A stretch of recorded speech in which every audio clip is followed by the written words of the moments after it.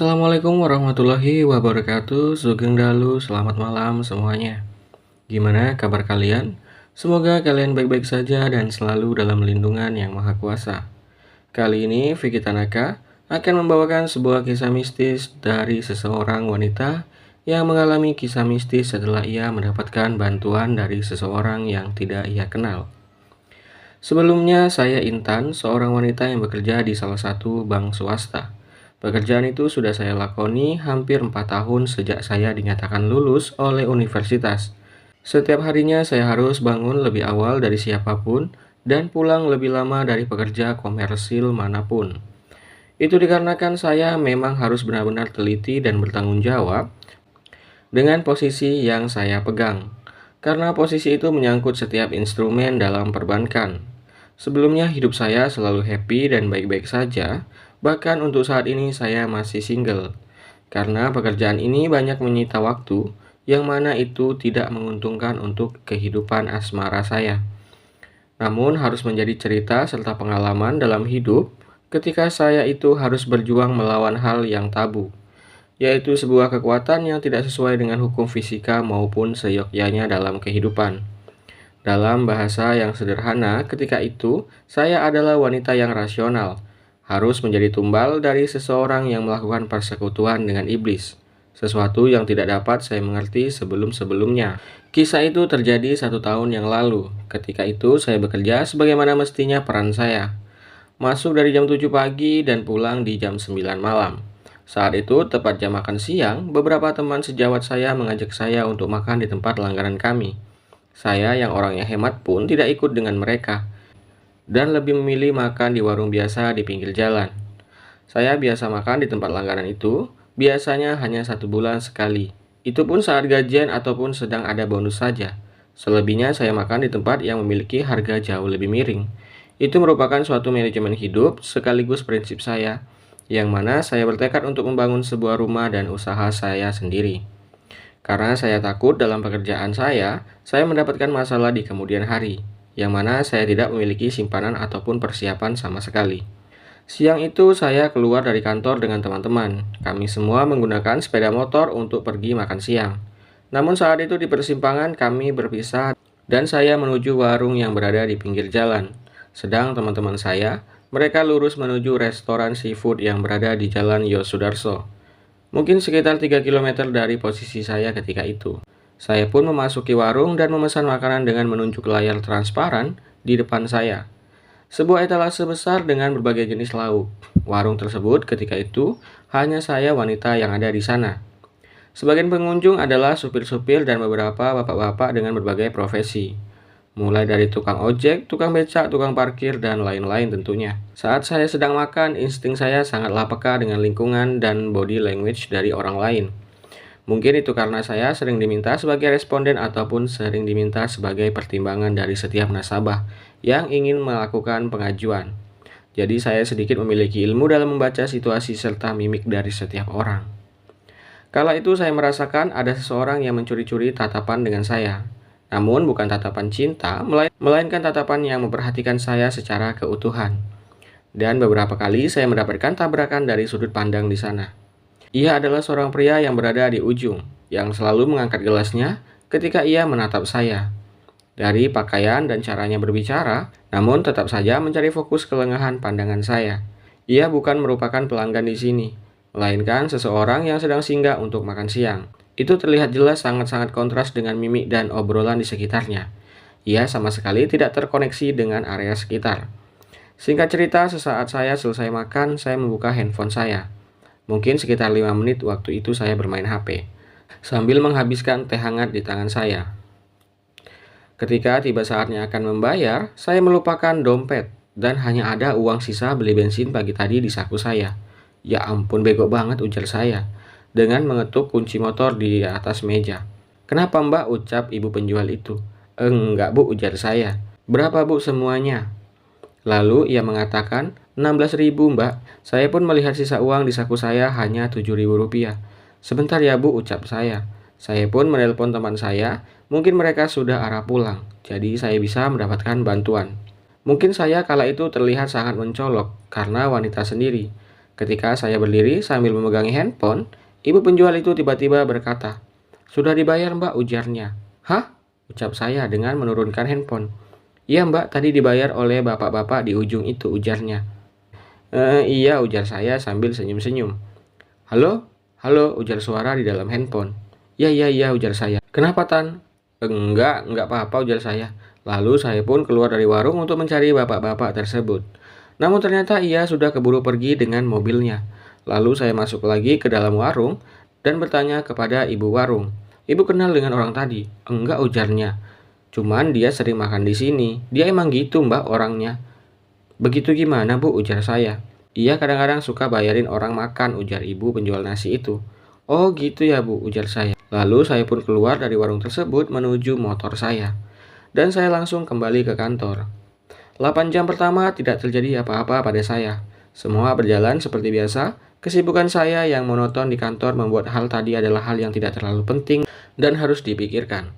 Namun untuk sebagian orang itu menjadi penting karena menyangkut keberlanjutan dan keamanan posisinya. Saat jam pukul 9 malam, saya pun langsung bersiap akan pulang.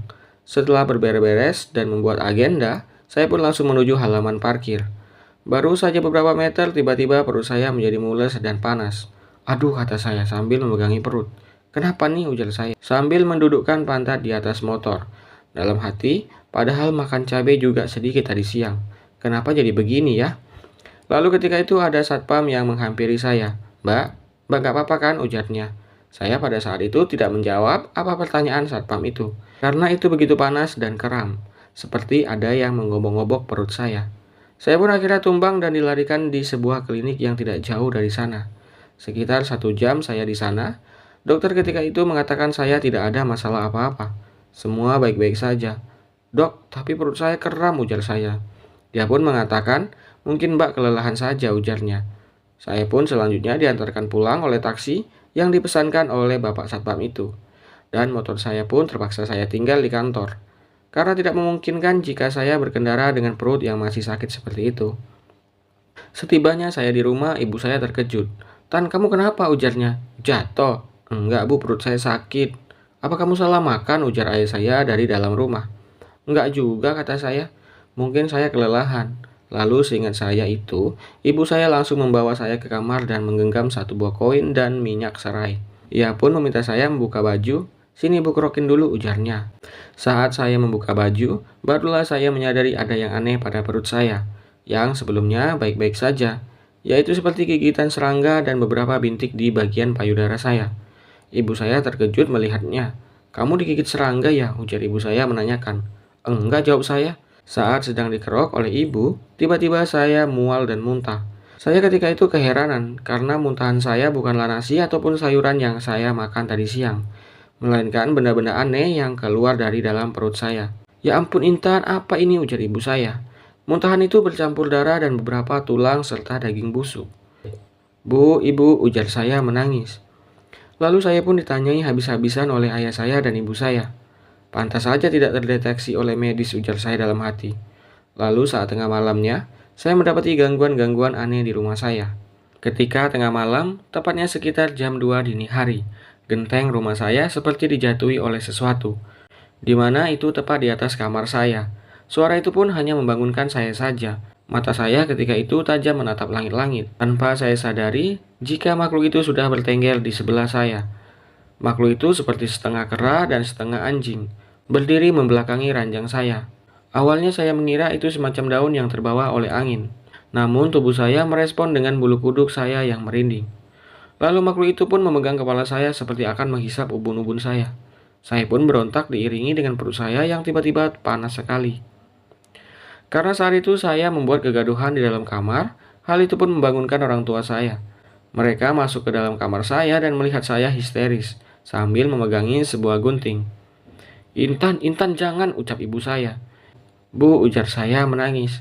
Lalu dibawalah saya ke ruang tengah. Saat saya ditanyai oleh ayah saya pun menjelaskan semuanya dari awal. Ayah saya pun mengerti dengan kondisi saya, terkecuali ibu saya yang panik menelpon saudara-saudaranya dan mengatakan perihal yang terjadi dengan saya. Lalu ayah saya pun memberitahu bisa saja ini bukan penyakit, ujarnya. Ini bisa jadi perbuatan orang-orang yang syirik. Tak lama setelah itu ayah saya pergi ke dapur untuk mengambil korek. Tiba-tiba terdengar suara wajan dan gelas yang pecah. Saat disusul oleh ibu, ternyata ayah sedang mengambang setinggi 1 meter. Seperti tercekik. Ibu saya panik sekali yang mana suaranya terdengar oleh tetangga. Di saat yang sama, saya ditusuk oleh sesuatu dari belakang. Benda itu sama sekali tidak melukai fisik saya, namun rasanya seperti sedang ditusuk sebilah pisau. Lalu setelah itu saya pun tak sadarkan diri. Dalam keadaan seperti koma, saya melihat di mana saya pada saat itu mendapatkan penglihatan. Alam di sana seperti langit sore berwarna jingga. Lalu saya melihat wajah dari seorang pria yang saya sendiri tidak tahu dengan pria tersebut. Saya pun berusaha mengingat dan mencari tahu. Lalu saya pun ingat dengan dia jika ia adalah bapak-bapak di warung tadi siang. Saya melihat jika pria itu berdiri menatap saya dan tiba-tiba ia merubah dirinya menjadi makhluk yang aneh. Bentuknya tidak lazim dan menakutkan. Ia pun menyerang saya yang membuat tubuh saya di alam nyata mengalami kejang. Begitu kata ayah saya ketika itu.